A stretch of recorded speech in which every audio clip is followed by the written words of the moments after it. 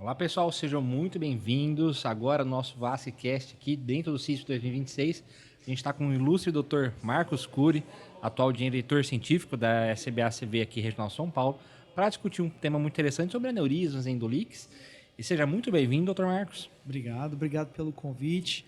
E eu já de antemão gostaria de agradecer à sociedade pela presença de vocês. É muito importante essa iniciativa de ter o podcast aqui, de poder divulgar a sociedade, principalmente para os novos, né, para os novos colegas que muitas vezes não sabem a importância da vida associativa, né, de participar da sociedade, né.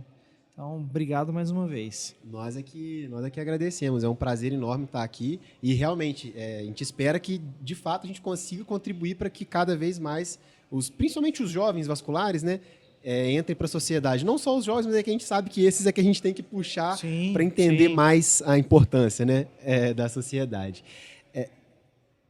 Dr. Marcos, conta um pouquinho sobre a sua história, sobre a trajetória. Perfeito. Bom, eu sou natural de Goiânia, sou nascido em Goiânia. Acabei saindo de casa muito cedo, saí de casa com 17 para 18 anos, fui fazer faculdade fora. Terminando a faculdade, acabei vindo para São Paulo e aí fiz a minha residência no Hospital do Servidor Público Estadual de São Paulo e fiz cirurgia geral e aí depois fui para cirurgia vascular lá, um serviço muito tradicional no Brasil, de alta complexidade. E aí a vida acabou me trazendo para São Paulo. Eu acabei ficando em São Paulo, porque eu terminei minha residência e aí acabei passando no concurso no IANSP e acabei ficando lá como médico assistente do IANSP. Eu tinha a oportunidade de fazer mais um ano de residência, mas aí acabei passando no concurso, eu optei por ficar no concurso e aí começou a minha prática ali no IANSP como médico assistente. Isso já tem desde 2008, 2009, que eu estou como médico lá, concursado. E assim, o ensino, né? Você trabalhar com residente é sempre muito desafiador, né? A gente, por mais que você evolua na técnica, você acaba tendo que ensinar o outro é muito difícil, né? Então, com certeza.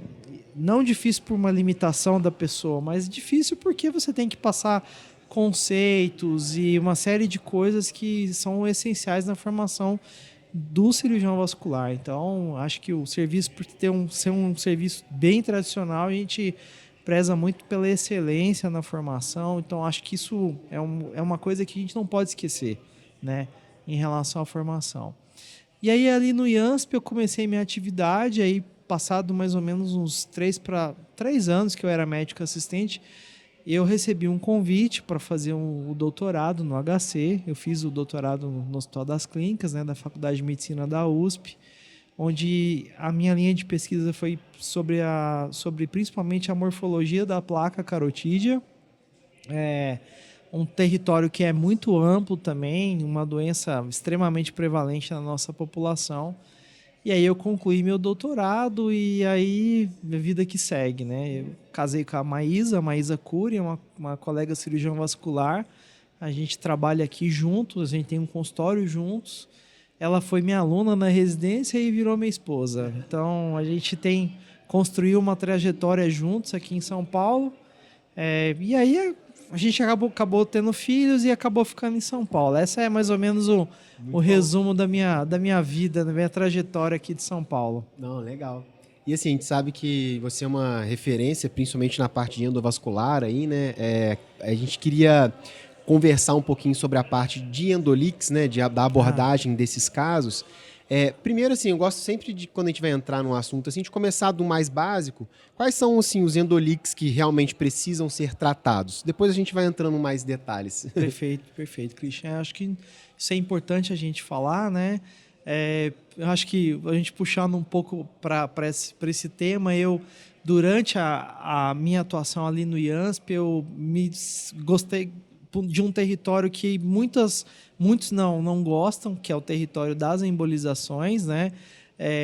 Eu acho mais legal fechar vaso do que abrir, então é o contrário, mas abrir vaso é legal também, é óbvio, mas eu me interessei e fui me dedicar a um território que muitos não querem se dedicar, né? Verdade. É um território desafiador, totalmente novo do que a gente aprende na cirurgia vascular e que demanda você ter um conhecimento específico disso, né? Então, Claro.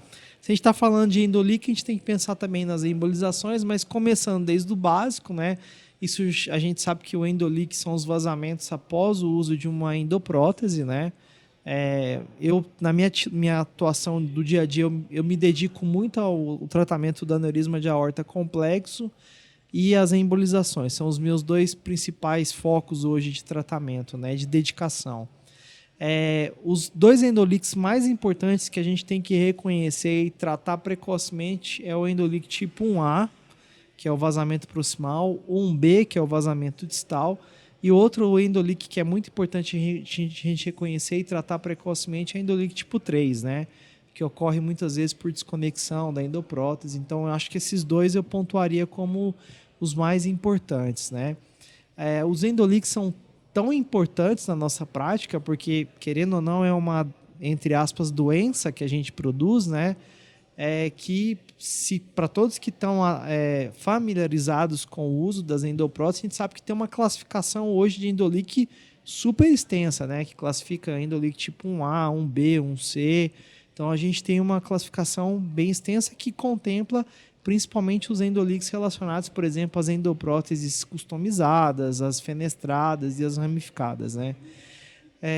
Fora esse endolíquido tipo 1 e 3, a gente sabe que, do ponto de vista de prevalência, o mais frequente é o endolíquido tipo 2.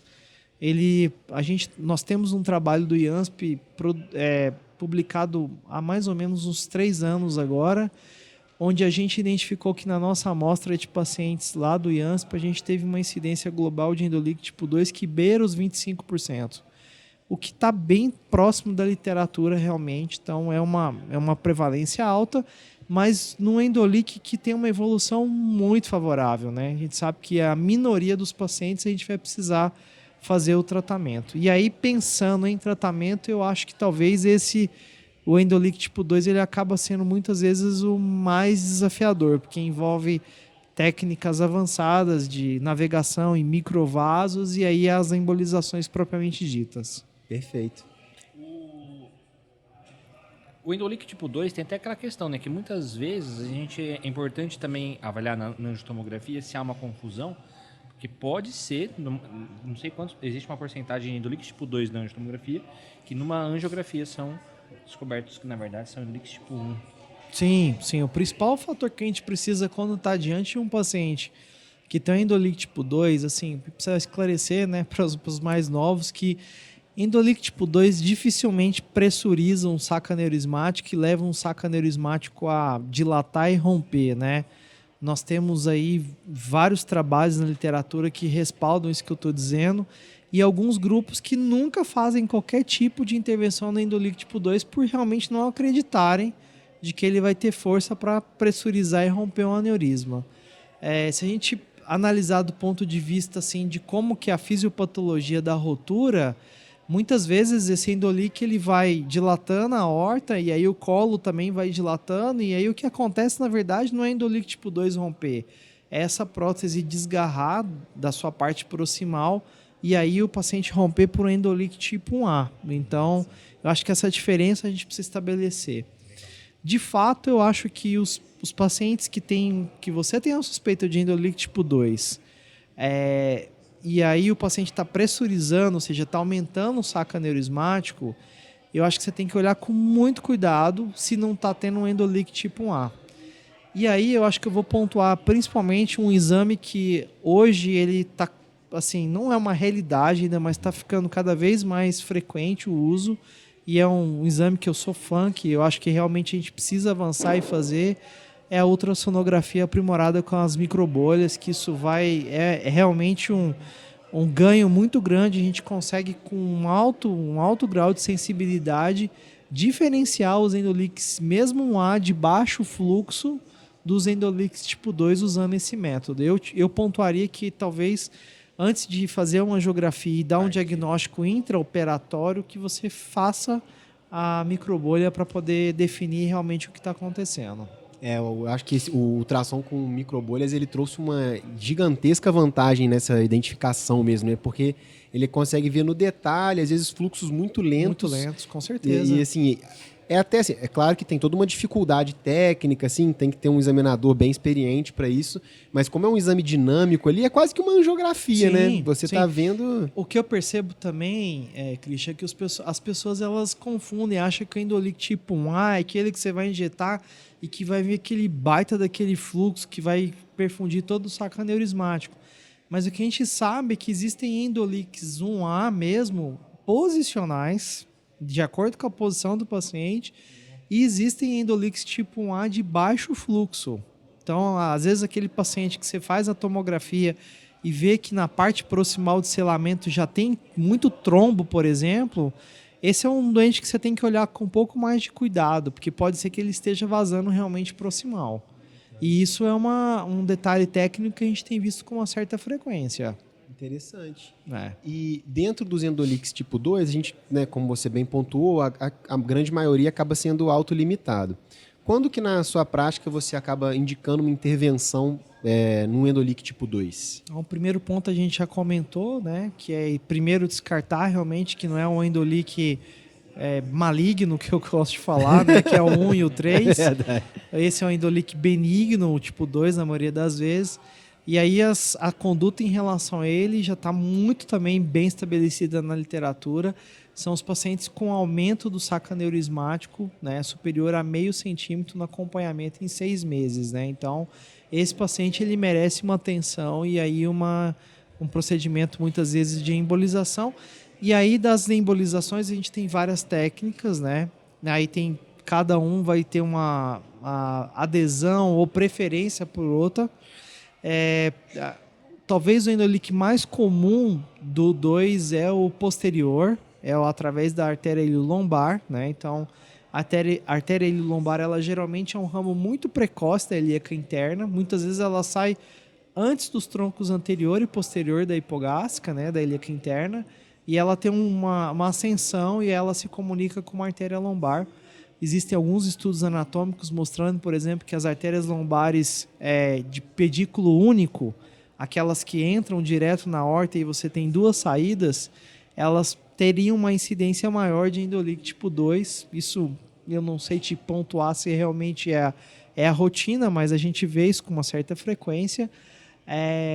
E aí o outro Endolic comum que a gente pode ter em segunda posição é o anterior, que vem geralmente pela comunicação da arcada de Riolando, ou seja, da mesentérica superior com a mesentérica inferior. Então, ambos a gente trata considera o Endolic tipo 2 como uma má formação arteriovenosa. Então, o princípio é você chegar realmente dentro do saco aneurismático e fazer a embolização desse saco aneurismático para poder ter um sucesso na embolização da Endolic. Então, tentativas frustas, né, como ligadura de ilho lombar, a própria ligadura videolaparoscópica, acho que não é interessante para a mesentérica inferior, porque existe um alto índice de recidiva nesses casos e a manutenção, a perpetuação do Endolic tipo 2. E a embolização nesses casos, como que você tem costume de fazer? Qual é a estratégia utilizada aí? A estratégia é o primeiro conhecimento de materiais de embolização, acho que isso é essencial. Planejar bem o acesso, se ele é posterior, se ele é anterior, qual tipo de catéter que você vai fazer o cateterismo, por exemplo, de uma mesentérica ou de uma ilíaca interna. Feito isso, a gente parte então para os microcatéteres e os microguias. Microguia não é guia de coronária, eu sempre brinco isso, falo com o pessoal acha que um 0,14, não é a mesma coisa. São diferentes, são estruturas metálicas e dispositivos diferentes. Uma vez que você vê aquela artéria que vai até o Nidos, a gente tem que navegar nessa artéria para chegar até lá. E a gente tem materiais dedicados a isso. Uma vez que você está dentro do saco aneurismático propriamente dito, e aí tem várias estratégias. Eu gosto particularmente da combinação de agentes. Eu gosto muito do uso, por exemplo, de um arcabouço de mola, para você fazer pelo menos um arcabouço inicial, para que você não tenha muito escape do agente líquido para territórios onde você não quer que ele vá, entendeu? Perfeito. Então, fazer um arcabouço inicial de mola eu acho interessante. E aí, passado isso, o uso dos agentes, preferencialmente o EVO, né, que são etileno vinil álcool, que é um agente que vai fazer então essa adesão, né, um agente adesivo. E a minha preferência pessoal é para o uso do EVO de densidade maior, o EVO 34, né? Tá. Porque por ter essa densidade maior, a gente vai conseguir fazer um preenchimento melhor desse saco. E aí, o último agente que eu acho que eu pontuaria, eu uso muita cola ainda. Eu acho cola excelente. Eu acho que quando você tem um continente muito grande, você consegue fazer uma embolização usando a cola e poupando recursos financeiros, porque a gente sabe que isso não tem limite. Você vai fazer uma embolização de endolite tipo 2, 12, 20 frascos de agente não, adesivo. Então, acho que a gente precisa também considerar essa questão. As fontes pagadoras não aprovam, na maioria das vezes, essa quantidade de agente. Então, a complementação, muitas vezes, com a cola, eu acho muito interessante. E duas dúvidas que eu tenho. Uma é se pode fazer a cola depois do EVO, junto ali, porque às vezes não tem muitas vezes a quantidade. E essa cateterização, vamos supor esse caso da ilha lombar, você vem buscando pela ilíaca ou você tenta vir entre a prótese e a parede? Como que você costuma fazer essa cateterização? Táticas, ou translombar, né? Tem as também. táticas são várias, né? Você tem a abordagem percutânea, com o paciente decúbito ventral e você puncionando diretamente o saco aneurismático. É uma abordagem que eu tenho uma certa experiência, não é a minha preferência maior, o maior número de casos que eu tenho realmente é através da via transarterial. E existem várias técnicas descritas, a abordagem através de abordagem transcava, através de você furando a cava e chegando no aneurisma, e aí depois colocando um plug fechando como uma CIA, né? Uhum. Existe a abordagem através da prótese, né? Entre a prótese e a artéria nativa, tá? Não é muito fácil fazer, mas eu já tenho alguns casos feitos também dessa forma. Mas a minha preferência maior realmente é a transarterial, você navegando através dessa ilha lombar e chegando até lá. Então, acho que talvez, para pontuar, o que é mais interessante assim, em termos de tática, um acesso contralateral, de preferência usando uma baía deflectível, e aí depois você passando um catéter por dentro, e aí depois que você está dentro da ilíaca interna, você usar o microcatéter, e aí... Depende do telescópio, né? Isso. Entendi. Um acesso triaxial que a gente chama. E assim, uma vez que você está habituado com a técnica, não é difícil, eu não gosto de usar esse termo difícil, é trabalhoso. Você vai ter um trabalho para chegar lá, mas o índice de sucesso de você conseguir chegar é muito alto. Na literatura já existem algumas meta-análises comparando os índices de sucesso e, de fato, a abordagem translombar percutânea ela tem um índice de sucesso maior do que a transarterial. Então, isso a gente não pode negar, mas talvez não achar que a técnica seja legal, mas talvez por um conhecimento maior com a transarterial, essa é a minha preferência. Tá. Claro, com certeza a experiência pessoal tem que ser levada em conta sem dúvida nenhuma, Com né? certeza. Até porque, né, pode ter divergências, até se pegar outra pessoa, talvez menos experiente numa técnica transarterial, vai ter um resultado pior, Vai ter um resultado sem dúvida pior, nenhuma. com certeza. Muitas vezes a próprio treinamento. Às vezes esses estudos foram feitos com angioradiologistas, né? Que são pessoas que às vezes não tiveram um treinamento tanto endovascular, às vezes, mas... Como eu contei para vocês, eu acabei tendo que fazer no território das embolizações, a gente acaba aprendendo a fazer muita radiologia intervencionista. Com certeza. Então, depois eu acabei até me titulando na Sobrice, porque eu já tinha um número tão grande de cirurgias endo que eu falei, não, vou fazer a aplicação, e eu acabei passando na prova e acabei me direcionando para esse mercado também. Então, eu acho que eu concordo contigo. Pode ser que seja um viés, assim, talvez muito da radiologia intervencionista, tá? Mas, de fato, talvez para a gente passe a percepção de que não seja uma coisa segura, mas é muito seguro, tá? Desde que feito, obviamente, por pessoas treinadas e habituadas a usar, né? A gente tem vários recursos, a gente tem fusão de imagem, a gente tem condição de fazer muitas vezes guiado por tomografia. Então, eu acho que isso aí tem um espaço muito bom para abordagem translombar também. Eu não tenho dúvida disso. E pode fazer a cola em cima do EVO? Essa pergunta é muito boa. A ordem, então, é assim: a gente primeiro mola, depois EVO e aí, por último, a cola, tá? Tá. O contrário é muito difícil, porque se você navegou até lá, o catéter, depois que ele passa o EVO, entre aspas, você teria que descartá-lo, entendeu? Sim. Mas como é um agente líquido, a cola também, então você consegue acabar de lavar esse microcatéter. Muitas vezes eu acabo usando o próprio soro glicosado para lavar o fim do EVO e aí acabo usando no fim a cola, numa diluição muitas vezes bem mais diluída, porque você já tem muito agente lá dentro e aí você acaba conseguindo complementar alguma coisa com a cola. Entendi. Então, o contrário não dá. Se você fazer cola ou EVO, não dá para passar mola depois, né? E como o cateterismo já é muito diferente, você tem que se planejar para que aquele catéter que você vai usar seja compatível com tudo que você vai depois usar, né? Então, atentar esse fato de que a gente tem alguns microcatéteres no mercado que não são compatíveis com o EVO. Então, isso é por causa do DMSO, que é o solvente que a gente utiliza para fazer a embolização como preparo, né? Então, esse é um detalhe importante. Dos cuidados, porque a gente vai embolizar zonas de agrião ali, né? Vamos colocar a mesentérica inferior, uma lombar, né? A chance disso poder dispersar e gerar isquemias, microisquemias graves é importante, né? Quais são, assim, técnicas, métodos que você usa para evitar complicações? Ou você já teve alguma situação? Já. Quem nunca teve situação é porque fez não pouco ou tá mentindo. Né? Isso, então, tem essas duas opções, é verdade. Duas opções. Acho que a primeira coisa é aquilo que a gente falou desde o começo, é um cateterismo super seletivo. Você tem que ter certeza que você está lá dentro da lesão para você fazer a tua embolização, né? No caso, a lesão nossa é o saco, dentro do saco aneurismático, né? Então, esse é o primeiro ponto. O segundo ponto é assim, a gente geralmente assim, eu percebo que quem está começando a usar o EVO, às vezes tem aquela ansiedade de ficar mexendo. Ele não mexe, você fica parado, o microcatéter fica parado em uma posição só e você faz a tua embolização.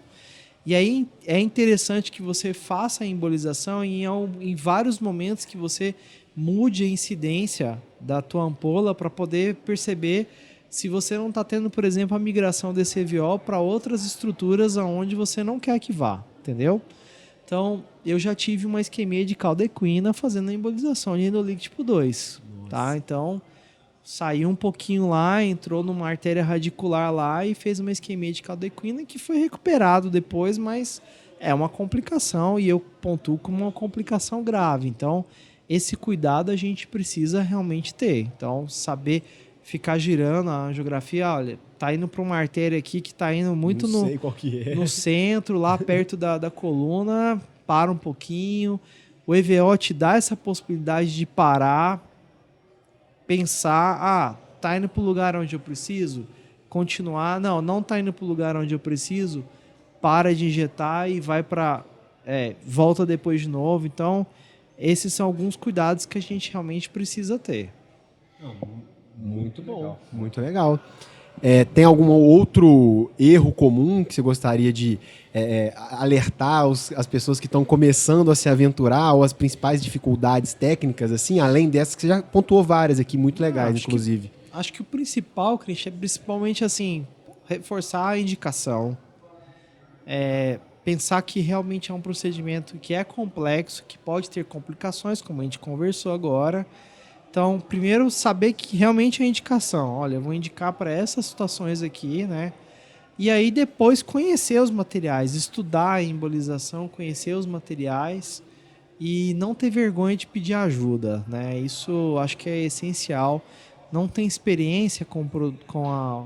Hoje, no Brasil, eu viajo muito ajudando outros colegas e fazendo. O que eu percebo é que se discute muito, vamos fazer centros de referência. Desculpe, isso não vai acontecer no Brasil. A nossa medicina no Brasil, ela é uma medicina pulverizada. Total. Com várias Unimed, Sul América, então são vários convênios em cada lugar. Então, você ter essa referência e contra-referência é muito difícil no nosso país. Então, para quem quer começar, eu digo que vale a pena você realmente ter contato com colegas que já estejam fazendo, para trocar ideias, frequentar os congressos, obviamente, para poder entender como é feito. E aí, quando for fazer, não ter vergonha de pedir ajuda. Eu acho que pedir ajuda não é demérito para ninguém. Com certeza. Excelente dica mesmo. Para a vida. Então, gostaria de agradecer muito a nossa conversa aqui, a sua presença. Achei muito enriquecedora mesmo. Obrigado aí por nos ajudar aí. Eu agradeço vocês mais uma vez pela presença. Foi muito legal estar aqui com vocês. Beleza. Obrigado, doutor. Prazer Valeu. todo nosso. Obrigado.